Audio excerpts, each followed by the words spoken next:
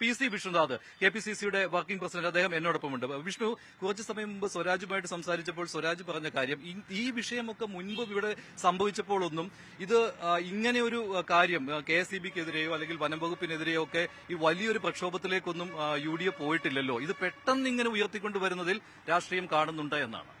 ഒന്നാമത് ഇതിപ്പോ ഒരു ഒറ്റപ്പെട്ട സംഭവമാണെങ്കിലാണ് നമ്മൾ അതിനെ ഒരു രാഷ്ട്രീയ വിഷയമായി ഉപയോഗിക്കുന്നു എന്നൊരു വിമർശനം പോലും പറയാൻ കഴിയുന്നത്. നേരത്തെ മഞ്ജുഷ് തന്നെ ശരിയാവണ്ണം സൂചിപ്പിച്ചതുപോലെ ഇവിടെ തന്നെ ഇതേ സ്ഥലത്ത് തന്നെ ഇതിനു മുമ്പും സമാനമായ ദുരന്തം ഉണ്ടായിട്ടുണ്ട്. നാട്ടുകാർ മാധ്യമങ്ങളോട് നടത്തിയ പ്രതികരണങ്ങൾ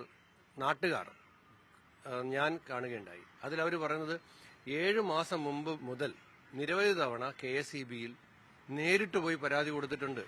അപ്പൊ KSEBയിൽ ഇങ്ങനെ ഒരു ഗുരുതരമായ നിയമലംഘനം നടക്കുന്നു എന്ന് പരാതി കൊടുത്തിട്ട് KSEB നടപടിയെടുക്കാത്തതിന് ശേഷം ഒരു കുഞ്ഞ് ആ KSEBയുടെ അനാസ്ഥയ്ക്ക് രക്തസാക്ഷിയാകുമ്പോൾ അത് വീഴ്ചയല്ലേ?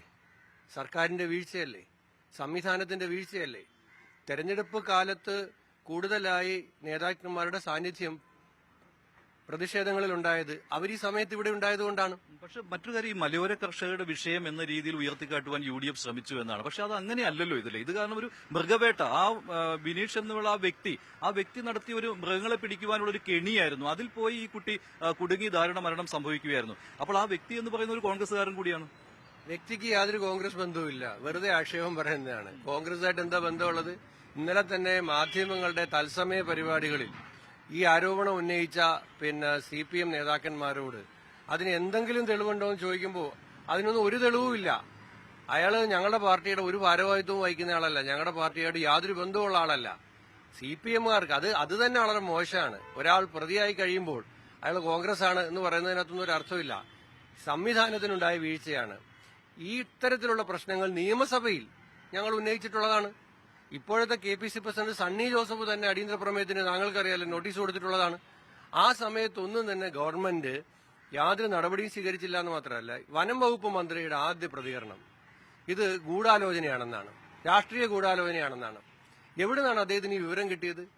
ഇത്തരം ദൌർഭാഗ്യകരമായ ഒരു സംഭവം ഉണ്ടായ ഒരു 15 വയസ്സുകാരൻ മരിക്കുമ്പോൾ, കൊല്ലപ്പെടുമ്പോൾ, രക്തസാക്ഷിയാകുമ്പോൾ, സർക്കാർ സംവിധാനത്തിന്റെ പിഴവിന്റെ ഇരയാകുമ്പോൾ അദ്ദേഹം പറയേണ്ട ഒരു പ്രസ്താവനയാണോ ഇത്? ഇതിപ്പോ മാത്രമല്ലല്ലോ, ഈ വന്യമൃഗ ശല്യവുമായിട്ട് കൂടെ കണക്ട് ചെയ്തും ഇത് പല സ്ഥലത്തും വരുന്നുണ്ട്. അങ്ങനെ വരുന്ന സമയത്തും ഇങ്ങനത്തെ അനാസ്ഥകൾ ഉണ്ടാകുമ്പോഴുമല്ല, ഏതാണെങ്കിൽ പോലും സർക്കാർ ഇത്തരം കാര്യങ്ങൾ, പ്രത്യേകിച്ച് വനം വകുപ്പ്, ജോസ് കെ മാണിയുടെ പ്രതികരണം നിങ്ങൾ കണ്ടിട്ടില്ലായിരുന്നോ? നാളുകൾക്ക് മുമ്പ് ആർക്കെതിരെയായിരുന്നു പ്രതികരണം? വനംവകുപ്പിനെതിരായിട്ടല്ലായിരുന്നു, വനം മന്ത്രിക്കെതിരായിട്ടല്ലായിരുന്നു.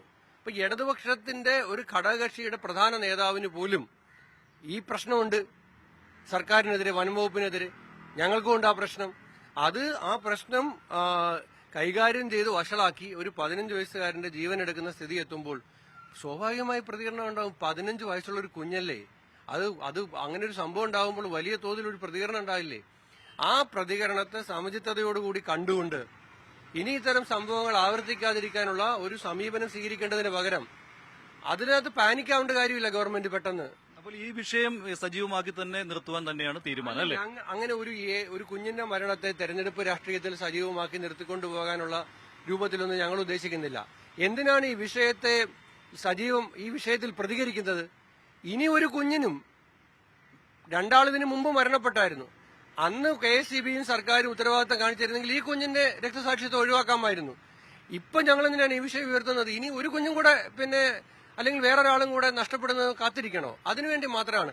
ഞങ്ങൾക്കിത് മാത്രമല്ലല്ലോ, ഇവിടെ ആശാ വർക്കേഴ്സിന്റെ സമരം സർക്കാരിനെതിരാണ്, PSC ഉദ്യോഗാർത്ഥികളുടെ പ്രതിഷേധം സർക്കാരിനെതിരാണ്, ഇവിടെ അംഗനവാടിയിലെ ടീച്ചർമാർക്ക് ആനുകൂല്യങ്ങൾ കിട്ടാതെ നിൽക്കുന്നത് സർക്കാർ, വിലക്കയറ്റം സർക്കാരിനെതിരാണ്, കറണ്ട് ചാർജ് വർധനവ് സർക്കാരിനെതിരാണ്, ഇങ്ങനത്തെ കാർഷിക മേഖല പ്രതിസന്ധി നിലമ്പൂരാണ്, സർക്കാരിനെതിരാണ്. അങ്ങനെ സർക്കാരിനെതിരെ ഒരു വിഷയവും കിട്ടാതിരിക്കുമ്പോൾ വിഷയം കിട്ടേണ്ട വിഷയമൊന്നുമില്ല. സർക്കാരിനെതിരായിട്ടുള്ള വലിയ പ്രതിഷേധം ആന്റി ഇൻകംബൻസിയുടെ പീക്കിലാണ് ഇവിടെ നിൽക്കുന്നത്. ഗവൺമെന്റിന്റെ ആളുകളെ എവിടെ കിട്ടിയാലും ഓടിച്ചിട്ട് തോപ്പിക്കാൻ വേണ്ടി ജനം കാത്തു നിൽക്കുകയാണ്.